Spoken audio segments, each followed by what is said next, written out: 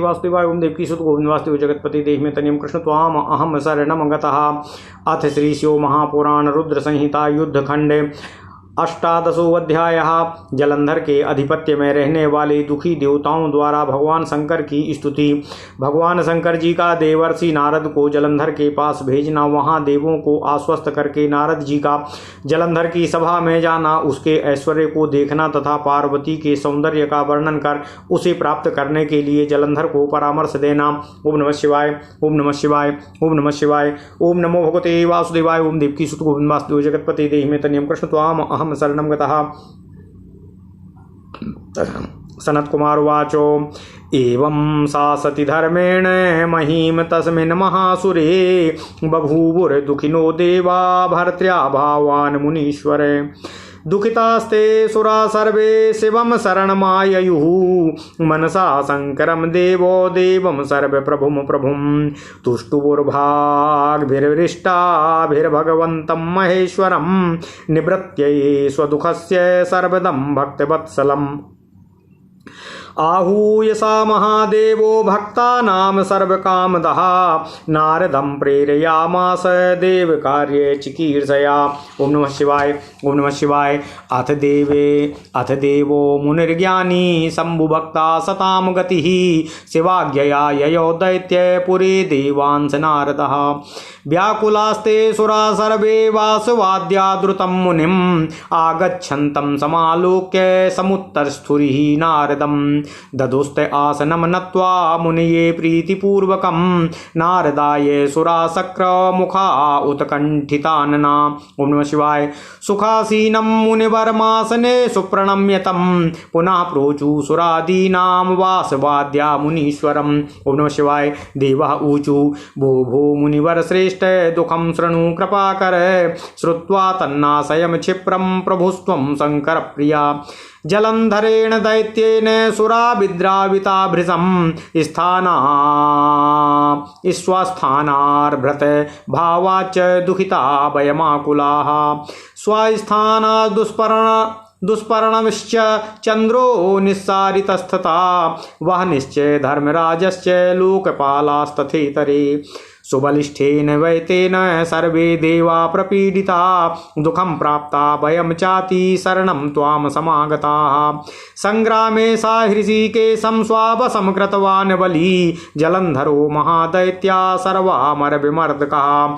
तस्य वश्यो वराधीनो वत्सि तत्सदने हरिः सा लक्ष्म्या सहितो विष्णुर्यो न सर्वार्थ साधकः।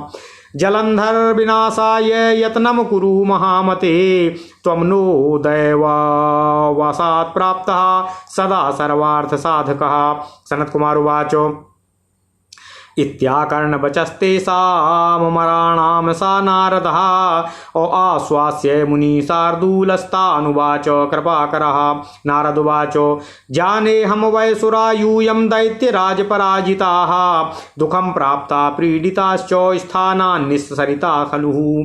स्वाशक्त्या भवतां स्वार्थं करिष्ये नात्र संशयः अनुकूलोऽहमिह वो प्राप्तं दुःखं प्राप्ता यतो मराः। ओम नमः शिवाय, ओम नमः शिवाय। सनत कुमार उवाचो एव मुक्ता मुनिश्रेष्ठो द्रष्टुम दानववल्लभम् आश्वास्य सकलान् देवान् जलंधर सभां ययो। अथागतं मुनिश्रेष्ठं दृष्ट्वा दैत्यो जलंधरः उत्थाय परया भक्त्या ददौ श्रेष्ठासनं वरम्। सातं संपूज्य विधिवद्दानवेन्द्रोति विस्मितः सुप्रहस्य तदा वाक्यं जगाद मुनिसत्तं। जलंधर उवाचो कुता आगम्यते ब्रह्मन् किं चादृष्टं त्वया क्वचित् यदर्थमिह आयातस्तदा ज्ञापय मां मुने। सनत कुमार उवाचो इत्याकर्णवचस्तस्य दैत्येन्द्रस्य महामुनिः प्रत्युवाच प्रसन्नात्मा नारदो हि जलंधरम्। नारद उवाच सर्वदानो दैत्येन्द्रो जलंधरं महामते अधन्यस्त्वं सर्वलोकेशो रत्नभुक्ता त्वमेव हि। मदागमन हेतुम वै शृणु दैत्येन्द्र सत्तं यदर्थो मिहि चायातस्त्वहं वक्ष्येऽखिलं हि तत्। गतः कैलासशिखरं दैत्येन्द्राहं यदृच्छया योजनायुत विस्तीर्णा कल्पद्रुम महावनम कामधेनुशताकीर्णा चिंतामणि सुदीपितं सर्वरुक्ममयं दिव्यं सर्वत्राद्भुतशोभितं तत्रो मया सहासीनं दृष्टवानस्मि शङ्करं सर्वाङ्गसुन्दरं गौरं त्रिनेत्रं चन्द्रशेखरं तं दृष्ट्वा महदाश्चर्या वितर्को मे भवत्तदा क्वापि दृशी भवेद् वृद्धिस्त्रैलोक्ये वाजना वेति च तावत्तवापि दैत्येन्द्रो समृद्धिः संस्मृता मया तद्विलोकनकामोऽहं त्वत्सान्निध्ये मिहागतः। ओम नमः शिवाय ओम नमः शिवाय ओम नमः शिवाय। सनत कुमार उवाच इति नारदतः श्रुत्वा सा दैत्येन्द्रो जलन्धरः स्वसमृद्धिं समग्रां वै दर्शयामास सादरं दृष्ट्वा सा नारदो ज्ञानी देवकार्ये सुसाधकः अप्रभु प्रेरणया प्राह दैत्येन्द्रं तं जलन्धरं। नारद उवाच तवास्ति सुसमृद्धिर्हि वरवीराखिलाधुना त्रैलोक्यस्य पतिस्त्वं हि चित्रं किं चात्र संभवं मणयो रत्नपुञ्जास्थो गजाद्याश्च समृद्ध्यया ते गृहेद्यो विभाति हो यानि रत्नानि तान्यपि गजरत्नं त्वया नीतं शक्रस्यैरावतस्तथा अश्वरत्नं महावीरो सूर्यस्योच्चैश्रवाहयः कल्पवृक्षस्त्वया नीतो निधयो धनदस्य च हंसयुक्तो विमानं च त्वया नीतं हि वेधसः इत्येयम्बररत्नानि दिवि पृथिव्या रसातले यानि दैत्येन्द्र ते भाति गृहे तानि समन्ततः अस्वत्समृद्धिमिमां पश्यन् सम्पूर्णा विविधामहं प्रसन्नोऽस्मि महावीरो गजस्वादी सुशोभितं जाया रत्नं महाश्रेष्ठं जलन्धरं नातो गृहे तदा नेतुं विशेषेण स्त्रीरत्नं वै त्वमर्हसि यस्य गेहे सुरत्नानि सर्वाणि हि जलन्धर जाया रत्नं नाचेतानि न शोभन्ते वृथा ध्रुवम्। सनत कुमार उवाच इत्येवं वचनं श्रुत्वा नारदस्य महात्मनः उवाच दैत्यराजो हि मदनाकुलमानसः। जलन्धर उवाच भो भो नारद देवर्षे नमस्तेस्तु महाप्रभो जाया रत्नं कुत्र वर्तते तद्वदाधुनः ब्रह्माण्डे यत्र कुत्रापि तदत्नं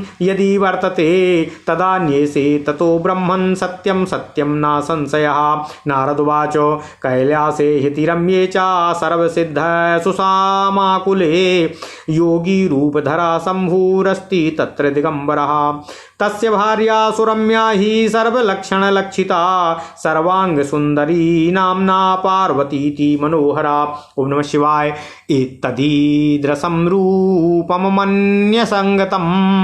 दृष्टं न कुत्रापि कुतूहलाढ्यम् अत्याद्भुतं मोहनकृत् सुयोगिनां सुदर्शनीयं परमार्धिकारी स्वाचित्ते कल्पयाम्यद्य शिवादन्या समृद्धिमान् जाया रत्नान्विताद्वीरो त्रिलोक्यां न जलन्धरो यस्या लावण्यजलधो निमग्नश्चतुराननः स्वाधैर्यं मुमुचे पूर्वं तया कन्योपमीयते गतरागोपि हि यया मादनारी स्वलीलया निजतन्त्रोऽपि हि तया सा स्वात्मा वसगः कृतः यथा स्त्रीरत्नसम्भोक्तु समृद्धिस्तस्य सा भवतो तथा न तव दैत्येन्द्रो सर्वरत्नाधिपस्य च। सनत कुमार उवाच इत्युक्त्वा सा तु देवर्षिनारदो लोकविश्रुतः ययो विहाय सा देवोपकारकारणोद्यतः। ओम नमः शिवाय ओम नमः शिवाय ओम नमः शिवाय। ओम नमो भगवते वासुदेवाय। ओम देवकी सुत गोविंद वासुदेव जगतपते देहि मे तनियम कृष्ण त्वाम अहम शरणं गतः। ओम नमः शिवाय ओम नमः शिवाय ओम नमः शिवाय। अथ श्री शिव महापुराण रुद्र संहिता युद्धखंड 18वां अध्याय। भगवान जलंधर के आधिपत्य में रहने वाले दुखी देवताओं द्वारा शंकर की स्तुति। भगवान शंकर जी का देवर्षि नारद को जलंधर के पास भेजना, वहां देवों को आश्वस्त करके नारद जी का जलंधर की सभा में जाना, उसके ऐश्वर्य को देखना तथा पार्वती के सौंदर्य का वर्णन कर उसे प्राप्त करने के लिए जलंधर को परामर्श देना। ओम नमः शिवाय ओम नमः शिवाय ओम नमः शिवाय। ओम नमो भगवते वासुदेवाय। ओम देवकी सुत गोविंद वासुदेव जगत जगतपते देहि में तनियम कृष्ण त्वाम अहम शरणम गतः। सनत कुमार जी बोले,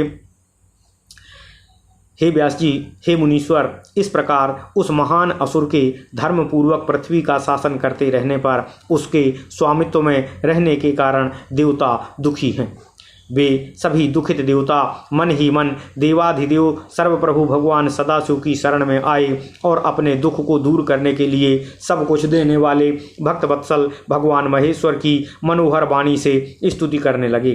तब भक्तजनों के सभी मनोरथ पूर्ण करने वाले महादेव ने देव कार्य करने की इच्छा से नारद को बुलाकर वहां जाने हेतु प्रेरित किया। इसके बाद ज्ञानी शिव जी के अनन्य भक्त तथा सज्जनों का उद्धार करने वाले देवर्षि नारद जी शिव जी की आज्ञा से देवताओं के पास दैत्यपुरी में गए।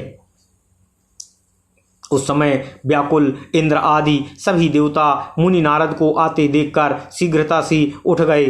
उत्कंठापूर्ण मुख वाले इंद्र आदि देवताओं ने नारद मुनि को नमस्कार करके प्रीतिपूर्वक उन्हें आसन प्रदान किया।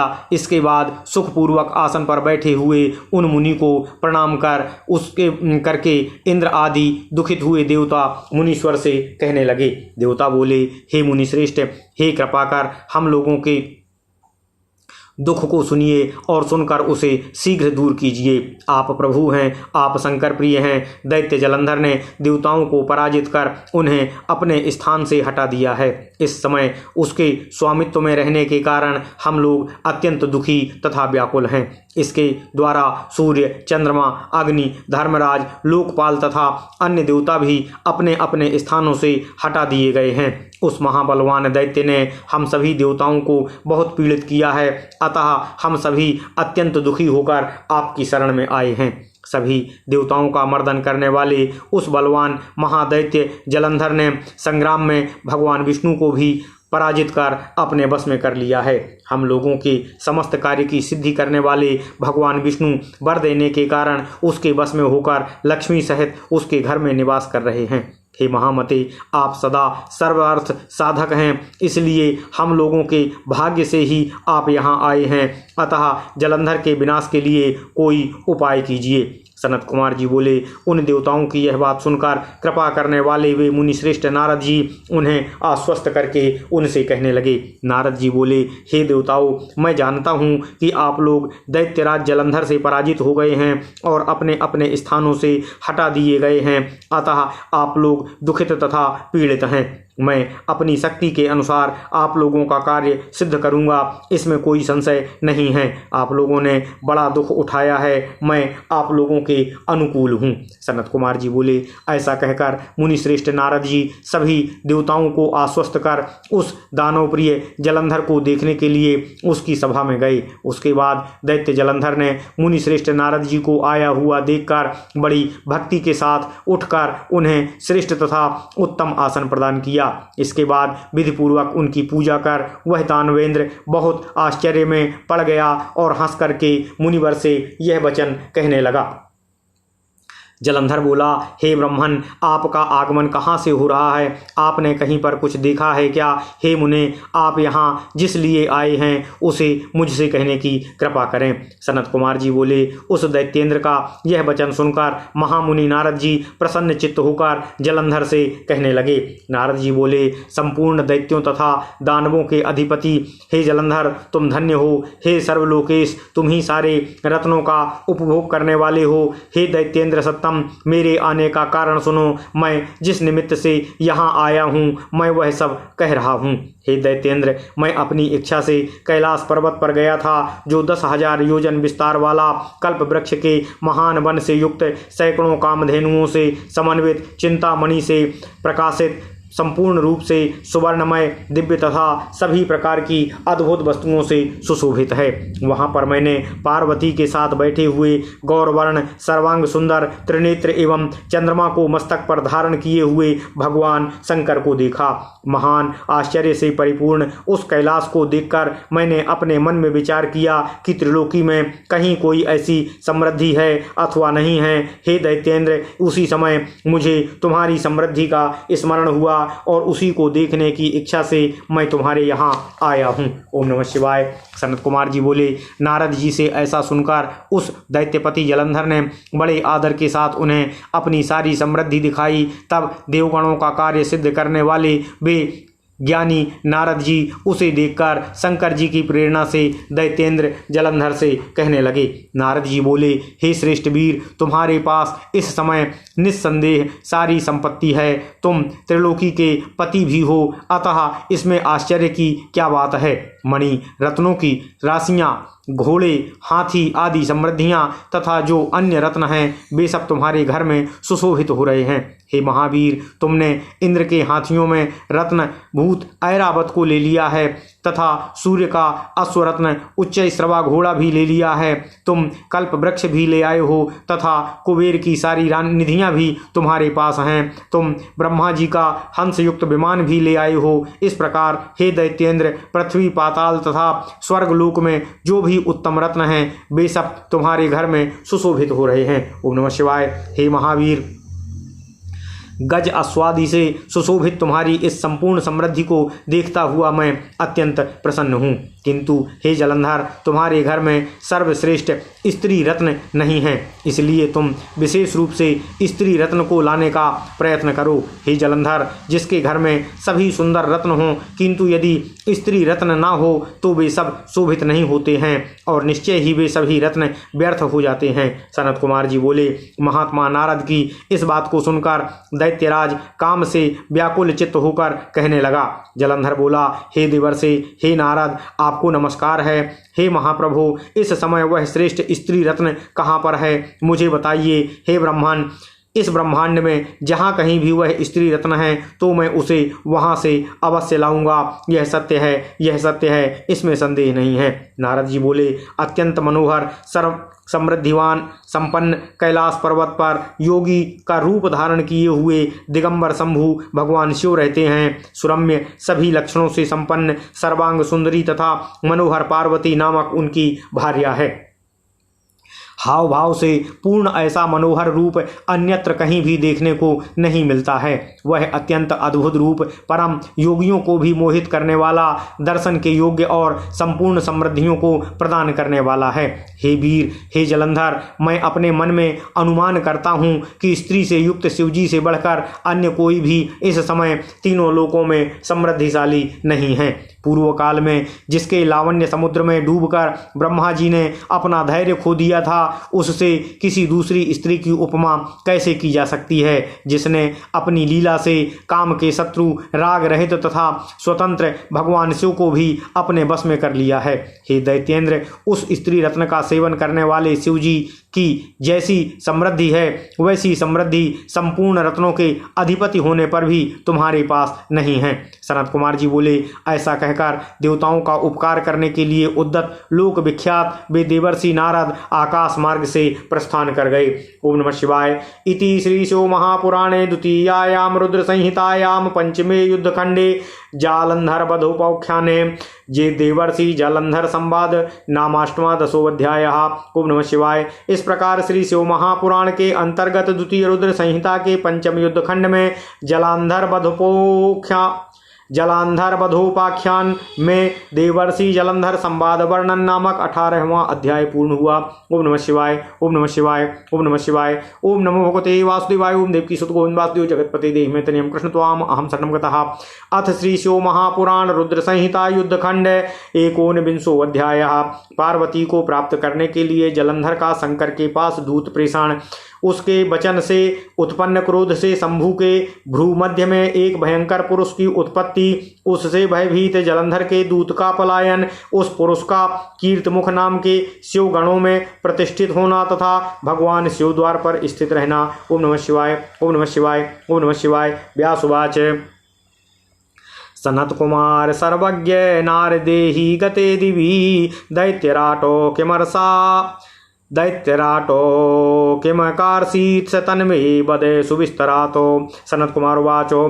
तमामन्त्र्य गते दैत्यं नारदे दिवि दैत्यराटो तद्रूप श्रवणादासीदनङ्गज्वरपीडितः अधो जलङ्गरो दैत्यः कालाधीना प्रनष्टधी दूतमाह्याय यामासो सैनिकेयं विमोहितः। ओम नमः शिवाय। ओम नमः शिवाय। आगतं तं समालोक्यो कामाक्रान्तमनासा हि सुसंबोध्य समाचष्टो सिन्धिपुत्रो जलन्धरः। जलन्धरोवाच भो भो दूतवरश्रेष्ठ सर्वकार्यप्रसाधक संहिकेय महाप्राज्ञ कैलासं गच्छ पर्वतं तत्रास्ति योगी संभाख्यास्तपस्वी च जटाधरा अभस्मभूषित सर्वांगो विरक्तो विजितेन्द्रियः तत्र गत्वेति वक्तव्यं योगिनं दूतशङ्करं जटाधरं विरक्तं तं निर्भयेन हृदा त्वया। हे योगिस्ते दया सिंधो जाया रत्नेन किं भवेत् भूतप्रेतो पिशाचादि सेवितेनो वनौकसा मन्नाथे भुवने योगी नोचिता गतिरीदृशी जाया रत्नमतस्त्वं मे देहि रत्नभुजे निजम्। यानि यानि सुरत्नानि त्रैलोक्ये तानि सन्ति ते मदधीनं जगत् सर्वं विद्धि त्वं सचराचरम्। इन्द्रस्य गजरत्नं चोच्चैश्रवरूत्ना रत्नमुत्तमं बलाद् गृहीतं सहसा पारिजातास्तरुस्तथा विमानं हंस संयुक्तो मङ्गले मम तिष्ठति रत्नभूतं महादिव्यमुत्तमं वेदसोद्भूतं महापद्मादिकं दिव्यं विधिरत्नं स्वदस्य च छत्रं मे वारुणं गेहे काञ्चनास्रावी तिष्ठति किंचिल्की महामाला सर्वदाम्लान पंकजा मदपितुषा ममैवास्ति पाशश्चौकपतिस्तथा मृत्युरुत्कान्तिदासक्तिर्मया नीता बलाद्वरा ददौ मह्यं शुचिर्दिव्ये शुचि शौचे चावापसि एवं योगीन्द्र रत्नानि सर्वाणि विलसन्ति मे अतस्त्वमपि मे देहे स्वरत्नी स्वस्त्री रत्नं जटाधरा। ओम नमः शिवाय। श्री सनत कुमार उवाच इति श्रुत्वा वचस्तस्य नन्दिना सा प्रवेशिता जगामोग्र सभां राहुर्विस्मयोद्भुतलोचनः तत्र गत्वा शिवं साक्षात् देवदेवं महाप्रभुं स्वतेजोध्वस्तमसम् अभस्मलेपो विराजितं महाराजोपचारेण विलसन्तं महाद्भुतं सर्वाङ्गसुन्दरं दिव्यभूषणैर्भूषितं हरं प्रणनाम चातं गर्वात् तेजः क्रान्तिविग्रह निकटं गतवान् शम्भो साधूतो राहुसंज्ञकः अथो तदग्र आसीनो वक्तुकामो हि सैंघिकः त्रयम्बकं सा तदा संज्ञा प्रेरितो वाक्यं ब्रवीतो गुराहुर्वाच दैत्यपन्नगसेव्यस्य त्रैलोक्याधिपते सदा दूतोऽहं प्रेषितस्तेनो त्वत्सकाशामिहागतः जलन्धरोब्धीतनयः सर्वदैत्यो जनेश्वरः त्रैलोक्यस्येश्वरोऽसोऽथा अभवत् सर्वाधिनायकः। ओम नमः शिवाय। सह दैत्यराजो बलवान् देवनामान्तकोपसः योगिनं त्वां समुद्दिश्य सह यदाह शृणुस्व ततो महादिव्य प्रभावस्य तस्य दैत्यपते प्रभो सर्वरत्नेश्वरस्य त्वमात्मां ज्ञातु शृणु वृषध्वजः श्मशानवासिनो नित्यामस्थिमालाधरस्य च दिगंबरस्य ते भार्या कथं हैमवतीं शुभाम् अहं रत्नाधिनाथोऽस्मि सा च स्त्रीरत्नसंगिता तस्मान् ममैव सा योग्या नैव भिक्षासिनस्तथा मम वाक्यास्त्रयो लोका भुञ्जेऽहं अखय भागकान् यानि सन्ति त्रिलोकेऽस्मिन् रत्नानि मम सदमनि वयं रत्नभुजस्त्वं तु योगी खलु दिगंबरः स्वास्त्रीरत्नं देहि मह्यं राजः सुखकाराः प्रजाः। ओम नमः शिवाय। ओम नमः शिवाय। ओम नमः शिवाय। ओम नमो भगवते वासुदेवाय। ओम देवकी सुत गोविंद वासुदेव जगत्पति देहि मे तनियं कृष्ण त्वाम् अहं शरणं गतः। सनत्कुमार उवाच वदत्येवं तथा राहो भूमध्याच्छूलपाणिनः अभवत् पुरुषो रौद्री स्त्रवरासो निशंस्वन्नः सिंहास्या प्रचल जिंह सज्ज्वालो नयनो महान ऊर्ध्वकेशा शुष्का तनुर्नृसिंह इव चापरः महातनुर्महाबाहुस्ताल जंघो भयंकरा अभिदुद्राव वेगेनो राहुंसा पुरुषो द्रुतम् सातं खादितुमायान्तं दृष्ट्वा राहुर्भयातुरा अधावदति वेगेनो बहिः सा चादधारमतं राहुर्वाचो देवदेवो महेशानो पाहि मां शरणागतं सुरासुरैस्तदा वन्द्यो परमैश्वर्यवान् प्रभु ब्रह्मणं मामहां देवम् अखदितुं समुपागतः पुरुषोऽयं तवेशान सेवकोऽति भयङ्करः एतस्माद्राक्षदेवेशो शरणागतवत्सलः नाखादेत यथायं मां नमस्तेस्तु मुहुर्मुहुः सनत्कुमार उवाच महादेवो वचा श्रुत्वा ब्रह्मणस्य तदा मुने अब्रवीत स्वगणं तं वै दीनानाथ प्रिय प्रभु महादेव उवाच प्रभुं च ब्रह्मणं दूतं राहाख्यं शरणागतं शरण्या रक्षणीया हि नादन्या गणसत्तं सनत्कुमार उवाच इत्युक्तो गिरिजेशेनो सगणः करुणात्मना राहुं तत्याज सहसा ब्राह्मणेति श्रुताक्षरः राहुं त्यक्त्वाम्बरेशोऽथ पुरुषो दीनया गिरा शिवोपकण्ठमागत्य महादेवं व्यतजीज्ञपत। ओम नमः शिवाय। पुरुषवाचो देवदेवो महादेवो करुणाकर शंकर त्याजितं मम भक्ष्यं ते शरणागतवत्सलः क्षुधा मां बाधते स्वामिन् क्षुच्छामाश्चास्मि सर्वथा किं भक्ष्यं मम देवेशो तदा ज्ञापय मां प्रभो सनत्कुमार उवाच इत्याकर्णवचस्तस्य पुरुषस्य महाप्रभु प्रत्युवाचाद्भुतोऽति सा कौतुकी स्वाहितङ्करः महेश्वर उवाच बुभुक्षा यदि तेतीव क्षुधा त्वां बाधते यदि संभक्ष्यात्मन्न शीघ्रं मासं त्वं हस्तपादयो सनत्कुमार उवाच सा शिवेनैव मज्ञाप्तश्चाखाद पुरुषा स्वकं हस्तपादोद्भवं मांसं शिरः शेषो भवाद्यथा दृष्ट्वा शिरोवशेषं तु सुप्रसन्नः सदाशिवः पुरुषं भीमकर्माणं तमुवाचो सविस्मयः शिववाच हे महागणधन्यस्त्वं मदाज्ञा प्रतिपालकः सन्तुष्टास्मि तेतीव कर्मणानेन सत्तमः त्वं कार्तिमुखसंज्ञो हि भवमद्वारका सदा महागणो महावीरः सर्वदुष्टै भयङ्करः मत्प्रियस्त्वं मदर्चार्यां सदा पूज्यो हि मज्जनः त्वदर्चां ये न कुर्वन्ति नैव ते मत्प्रियङ्कराः सनत्कुमार उवाच इति शम्भोर्वरं प्राप्य पुरुषः प्रजहर्षसा तदा प्रवर्ति देवे सद्वारे कीर्तिमुखा स्थितः पूजनीयो विशेषेण सा गणस्यु पूजने अनार्चयन्ति ये पूर्वं तेषामर्चा वृथा भवेत्। ओम नमः शिवाय। ओम नमः शिवाय। ओम नमः शिवाय। ओम नमो भगवते वासुदेवाय। ओम देवकी सुत गोविंद वासुदेव जगतपति देहि में तनियम कृष्ण त्वाम अहम शरणं गतः। ओम नमः शिवाय। ओम नमः शिवाय। ओम नमः शिवाय। ओम नमो भगवते वासुदेवाय। ओम देवकी सुत गोविंद वासुदेव जगतपति देहि में तनियम कृष्ण त्वाम अहम शरणं गतः। अथ श्री शिव महापुराण रुद्र संहिता युद्ध खंड 19वां अध्याय। पार्वती को प्राप्त करने के लिए जलंधर का भगवान शंकर के पास दूत प्रेषण। उसके वचन से उत्पन्न क्रोध से शंभु के भ्रूमध्य में एक भयंकर पुरुष की उत्पत्ति। उससे भयभीत जलंधर के दूत का पलायन। उस पुरुष का कीर्तिमुख नाम से शिवगणों में प्रतिष्ठित होना तथा भगवान शिव द्वार पर स्थित रहना।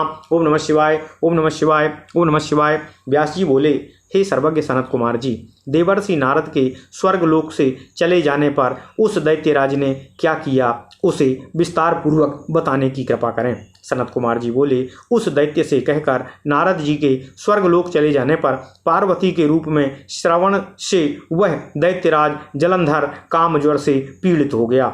उसके बाद काल के अधीन होने से उसकी बुद्धि नष्ट हो गई और मोह को प्राप्त हो उसने सैंघिकेय नामक दूत को बुलाया। ओम नमः शिवाय। ओम नमः शिवाय। ओम नमः शिवाय। उसे आया हुआ देखकर काम से आक्रांत मन वाला वह सागर पुत्र जलंधर उसे समझाकर कहने लगा। जलंधर बोला, हे दूतों में श्रेष्ठ, हे सभी कार्य सिद्ध करने वाले, हे महाप्राज्ञ सिंह का पुत्र, तुम कैलाश पर्वत पर जाओ। वहाँ पर जटा धारण किए हुए, सर्वांग में भस्म लपेटे हुए परम विरक्त तपस्वी एवं जितेंद्रिय शिव नामक योगी रहता है। हे दूत, उस परम जटाधारी परम विरक्त योगी शंकर के पास जाकर भय रहित मन से तुम मेरा संदेश इस प्रकार कहना। हे योगिन, हे दया सिंधु, वन में निवास करने वाले और भूत प्रेत पिशाच आदि से सेवित आपको स्त्री रत्न से क्या प्रयोजन है। हे योगिन, जब समस्त भुवनाधिपति मुझ जैसा स्वामी विद्यमान है तब तुम्हें ऐसा करना उचित नहीं है। अतः तुम अपना स्त्री रत्न सभी रत्नों का सेवन करने वाले मुझ जलंधर को दे दो। तुम इस बात को जान लो कि सारा चराचर जगत मेरे अधीन है और त्रिलोकी में जो जो उत्तम रत्न हैं वे सब मेरे अधीन हैं। मैंने इंद्र का ऐरावत हाथी, उच्च स्रवा घोड़ा एवं पारिजात वृक्ष बलपूर्वक सहसा छीन लिया है। ब्रह्मा का हंसयुक्त विमान मेरे आंगन में विद्यमान है जो रत्न स्वरूप महादिव्य एवं अद्भुत है। कुमेर के महापद्म आदि दिव्य निधि रत्न तथा सुवर्ण की वर्षा करने वाला वरुणों का छत्र मेरे घर में है।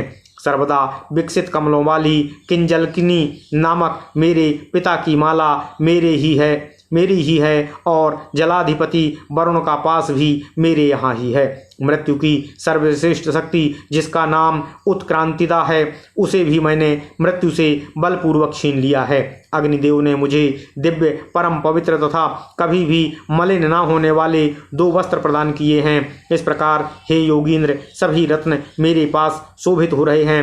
अतः हे जटाधर, तुम भी मुझे अपना स्त्री रत्न प्रदान कर दो। सनत कुमार बोले। उनका यह वचन सुनकर नंदी ने उसे भीतर प्रवेश कराया। तब अद्भुत नेत्रों वाले वह सिंह का पुत्र राहु विस्मित होकर शिवजी की सभा की ओर चला।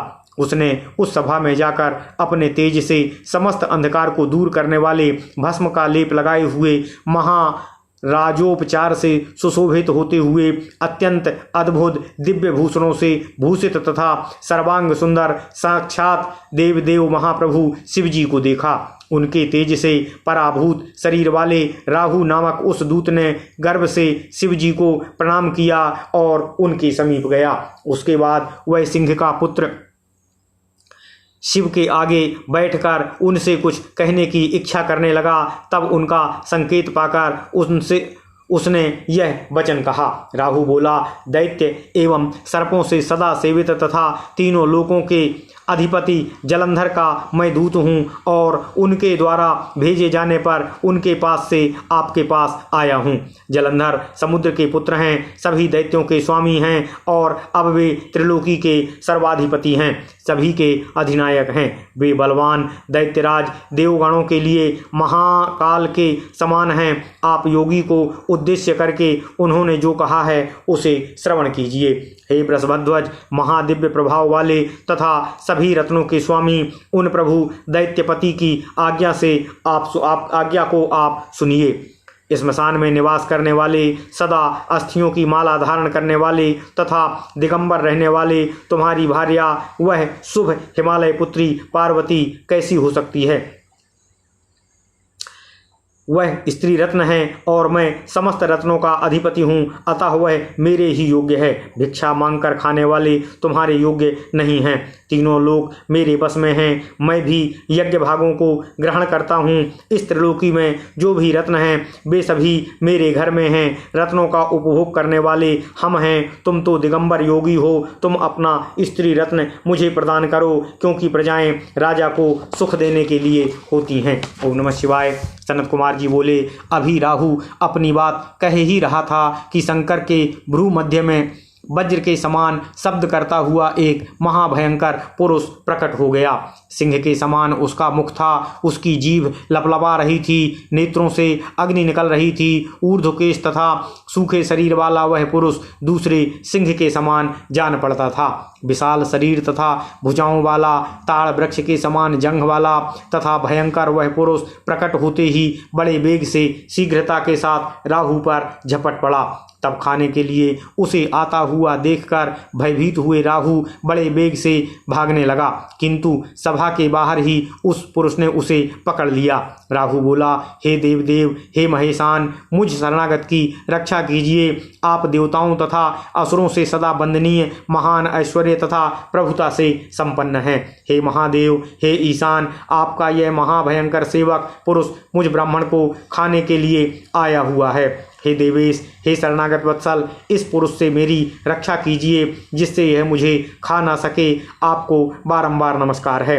सनत कुमार जी बोले, हे मुने, तब ब्राह्मण की बात सुनकर दीनों तथा अनाथों के से प्रेम करने वाले प्रभु महादेव ने अपने उस गण से कहा। महादेव जी बोले, हे गणसत्तम, शरण में आए हुए राहु नामक ब्राह्मण दूत को छोड़ दो, क्योंकि ऐसे लोग शरण के योग्य, रक्षा के पात्र होते हैं, दंड के योग्य नहीं होते। ओम नमः शिवाय।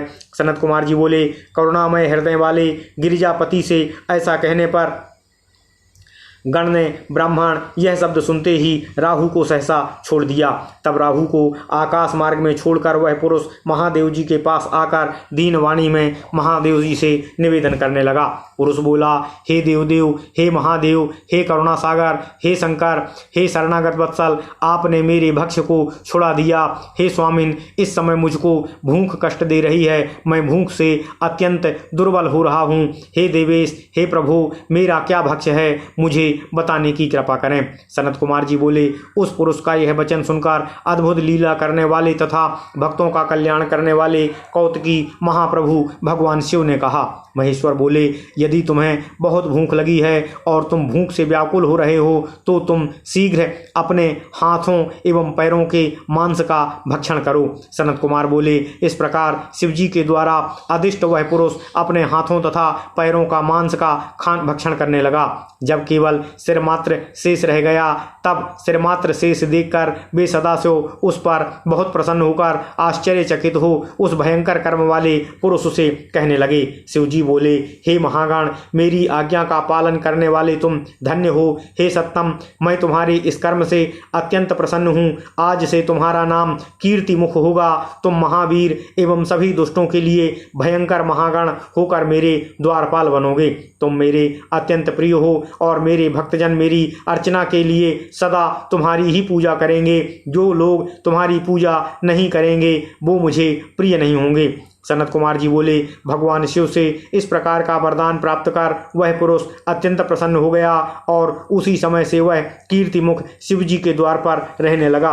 अतः शिव पूजा में उस गण की विशेष रूप से पूजा करनी चाहिए। जो पहले उसकी पूजा नहीं करते हैं उनकी पूजा व्यर्थ हो जाती है। ओम नमः शिवाय, ओम नमः शिवाय, ओम नमः शिवाय। ओम नमो भगवते वासुदेवाय। ओम देवकी सुत गोविंद वासुदेव जगतपते देहि मे तनियं कृष्ण त्वाम अहम शरणं गतः। अथ श्री शिव महापुराणे द्वितीयायां रुद्र संहितां पंचमे युद्धखंडे जलंधर वधोपाख्याने दूत संवादो नाम एकोनविंशो अध्यायः। इस प्रकार श्री शिव महापुराण के अंतर्गत द्वितीय रुद्र संहिता के पंचम युद्धखंड में जलंधर वधोपाख्यान में दूत संवाद वर्णन नामक 19वां अध्याय पूर्ण हुआ। ओम नमः शिवाय, ओम नमः शिवाय, ओम नमः शिवाय। ओम नमो भगवते वासुदेवाय। ओम देवकी सुत गोविंद वासुदेव जगतपते देहि मे तनियं कृष्ण त्वाम अहम शरणं गतः। ओम नमः शिवाय, ओम नमः शिवाय, ओम